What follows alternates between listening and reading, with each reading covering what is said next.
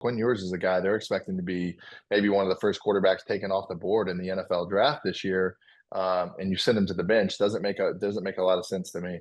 I mean, in my opinion, right there, Kirby not only took down ESPN and SEC officials, he got every recruit in the world's attention trying to get them to come to Georgia. You have to find somebody at the quarterback position who shows any type of capability to go and get this team down the field and into the end zone. The Big Bets on Campus podcast. All right, here we go.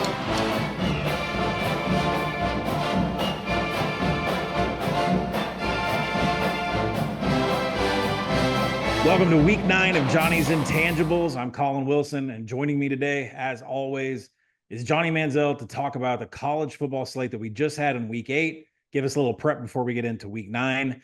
And Johnny, as we always start, it's the MVP of the week. We had a monster weekend. We had the Georgia game beating Texas down on their own territory. Trevor Etienne had 3 TDs. Cam Ward continues to do his thing for Miami. His Heisman profile continues to grow. Elsewhere, Army is putting up numbers. Bryson Daly had 6 all-purpose TDs. But let's start here, Johnny. Who is your MVP of the week? Yeah, I think just after watching this week, my MVP of the week, the guy who was most valuable to their team's win, I look at it and look at Jalen Walker on the defense of the Georgia side. Not only had 8 tackles, but had 3 huge sacks that really came up timely for them. I think a guy who really just disrupted the entire offense, for Texas throughout this game. Every time you saw a big play, the guy was around the ball, bringing pressure. Really just a force to be reckoned with this week. Yeah, 7 pressures for him, 3 tackles. He even defended a wide receiver out of the slot, and Quinn Ewers couldn't get anything to the slot. So it was an amazing game for him. Let's keep on this Georgia-Texas game because it was the biggest of the weekend, maybe the biggest of the year. The box score is going to read that Quinn Ewers had 2 touchdowns and an interception. If you go into his advanced numbers at PFF, they did not like what Quinn Ewers did. He had 1 big-time throw and 6 turnover-worthy plays, which is some Akron stuff if I've ever seen it before. So do we give credit to the Georgia defense here, or do we discredit the Texas coaching staff for not getting Quinn Ewers prepared? I think it's a little bit of both. I don't think Quinn had his best day, but I think Georgia gave him a bunch of different looks. I think they came after him and got pressure on him early. You look at halftime of that game, I think Texas only had 17 yards and 2 yards rushing. So, when you're the quarterback in that situation, you're handing the ball off to try and get some, third and shorts going on, and you have 2 yards rushing going into the half. They were really out of sorts and didn't really look like themselves. So I think it's a big credit to, Georgia getting on them early or not really letting them breathe. And that's a suffocating way to have to come out and play the game. You see in the second half, they come out and they get back a little bit into their rhythm and come down and score right after half. But I think it's just one of those things early, you get knocked off your rhythm and you just don't have your A game that day. Yeah, we've definitely seen teams do that to Tennessee where they just can't get back in their rhythm, and Quinn certainly had that problem. Now, head coach Steve Sarkisian, he may have a little bit of a problem with the Longhorn fan base, and I'm not talking about trash and bottles and beers being thrown into the end zone and Sarkisian having to chill everybody out. I'm talking more of him having Arch Manning come into the game, 10 dropbacks. He went about 3 of 6, didn't really make any mistakes, but didn't do anything big.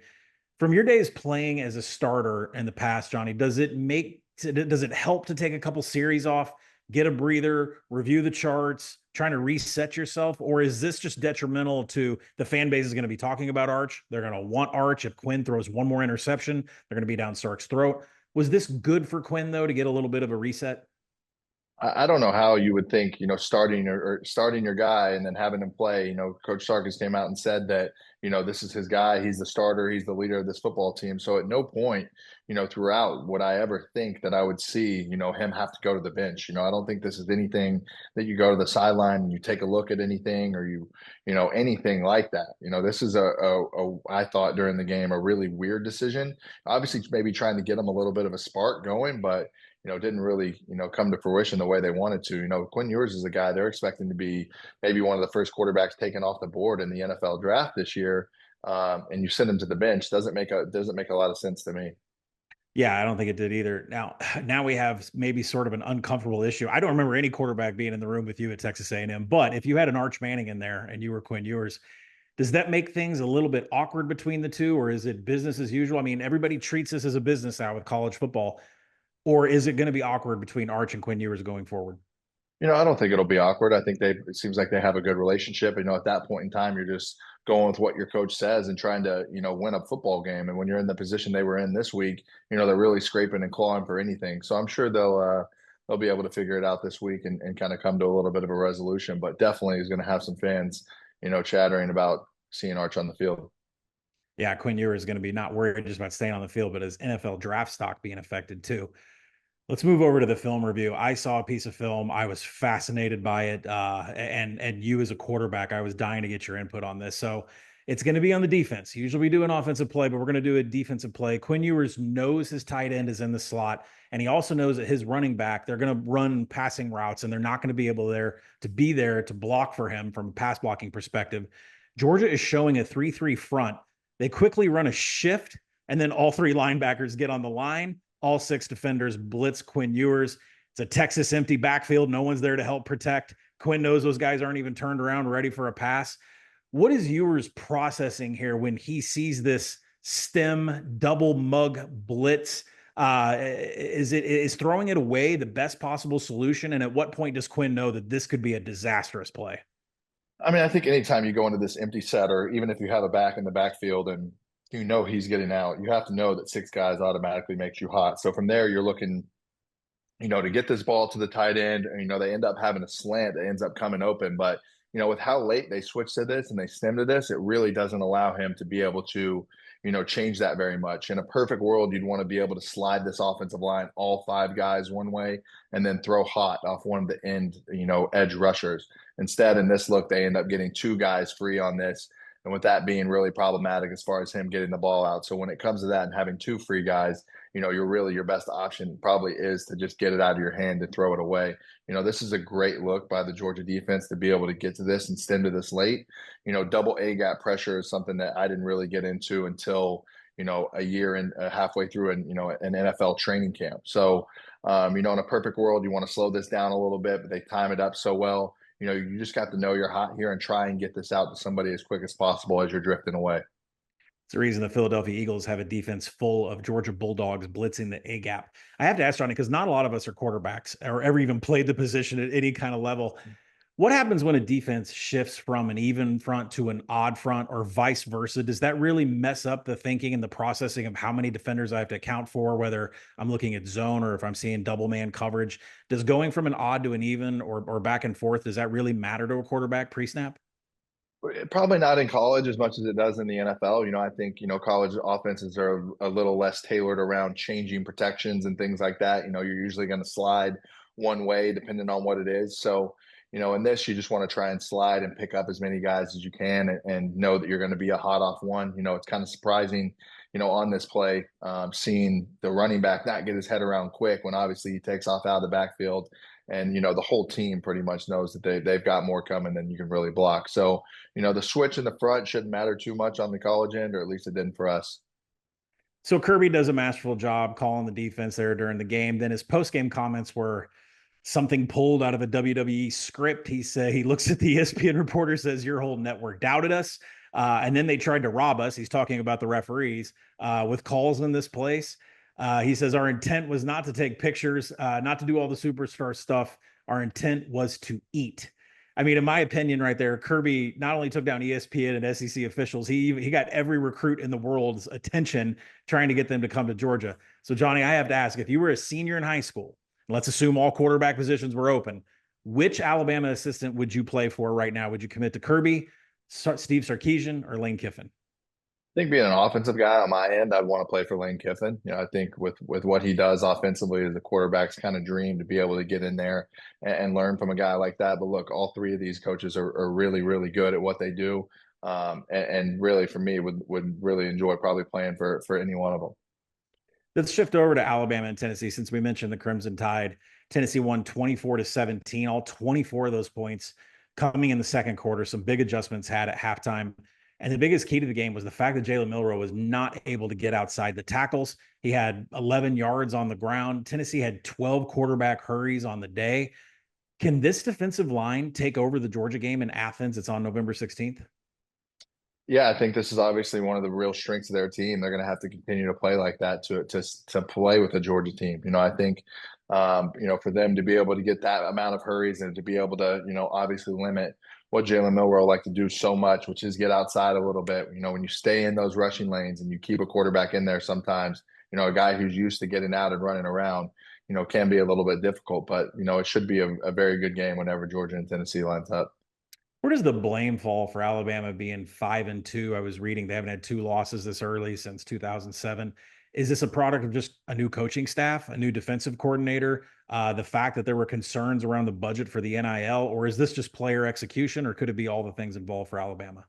I think more than anything, it's just all units of the team coming together at the same time. I watched this press conference after the game, and it's kind of like, at some points we've had this part of our ball club playing really, really well, while another part struggles. And I think that's just been kind of what it's been week in and week out the last couple of weeks. You have a unit that's playing really, really good and one that's struggling, and you just can't put it all together. The point of, we watched this team score 40 plus points against the Georgia defense, who's really, really good. And then, struggling with 17 here, they're really struggling, to get into their rhythm offensively a little bit. And I think it's just, a total, a total sum of the whole team, really, after you lose a couple of games like that, you are a little down on yourself a little bit. And it's hard to keep a locker room up for sure. The SEC is wide open, Johnny. Now, my Razorbacks are not in it. Sadly, they lost to LSU.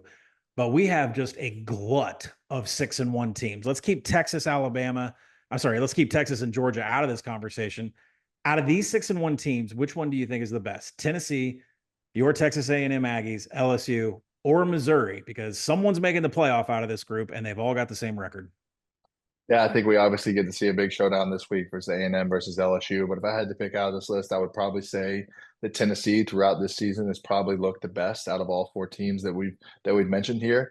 I think if they can get the quarterback play that they want out of Nico and their defense plays that way, they have a real chance with their offense. Until your Aggies beat the Longhorns, right? Correct. Correct. If my Aggies can run the table, then this is what I'm trying to do. I'm trying not to put too much praise on my Aggies right now and just let them go ahead and take care of business these next couple of weeks and see where things fall. The Aggies are really good. I'll say it for Johnny. Let's switch over to Miami. Are we overlooking we generally overlook the ACC in general, being SEC guys, but are we overlooking Miami and what they're doing because they scored 50 points for the 4th time this season? That breaks a tie. I guess the big question is Cam Ward the best quarterback in the country right now? I think he's playing like the best quarterback in the country. Obviously has the number 1 QBR in the country right now. His team's undefeated. He looks cool, calm, and collected out there. They've made it interesting at times. This hasn't been an easy peasy undefeated, schedule that they've looked at so far this season. But the one thing is, throughout almost every single game, Cam Ward has looked really, really solid. This is a tough one that's going on in Norman right now. Brent Venables, he's had a few moments in the last couple of days. First, they put Jackson Arnold in the game over freshman Michael Hawkins Jr. Not really sure. It didn't produce anything, and it burned any potential that Jackson Arnold had in redshirting when he came in against South Carolina. Then on Sunday, Oklahoma decided to fire offensive coordinator Seth Luttrell. Now the play calling duties are going to run through their co-coordinator, who's going to move from the sidelines to the booth, and quarterback coach Kevin Johns is now going to have a huge say in this offensive playbook. What is something when you have a complete disaster? When I say disaster, this team's bottom 5 in success rate. When you have a complete disaster on offense like Oklahoma has, what can you do to improve just a little bit, especially facing an Ole Miss defense this weekend? I think bringing in a different, play caller in there could really help mix things up a little bit. Obviously you're looking and searching for anything right now, to make this offense click whatsoever. They have had injuries. There are things that are out of their control a little bit, but right now you have to find somebody at the quarterback position who shows any type of capability to go and get this team down the field and into the end zone. And find an offensive line that can protect them too. So there was a good moment this weekend, Johnny, during the Florida State Duke game. There was a new candidate for head coach of Florida State in case Mike Norvell doesn't want the job. A fan with a headset, no shirt on, and a Waffle House menu was calling plays. Now, I'm a covered, smothered chunks guy with my hash browns when I go in. Johnny, what is your order when you go into Waffle House? Believe it or not, we did not have a Waffle House in College Station. I'm pretty sure everybody in the entire school for the last 15, 20 years has petitioned for a Waffle House to eventually get there. So I'm not as adaptive to the Waffle House menu as most. Been a couple times, but it's definitely not something I've frequented that much. Waffle House, what are you doing? There's no Waffle House in College Station. Get it together, guys. All right. Johnny, thanks for joining me. That's going to do it for this week's of Johnny Intangibles.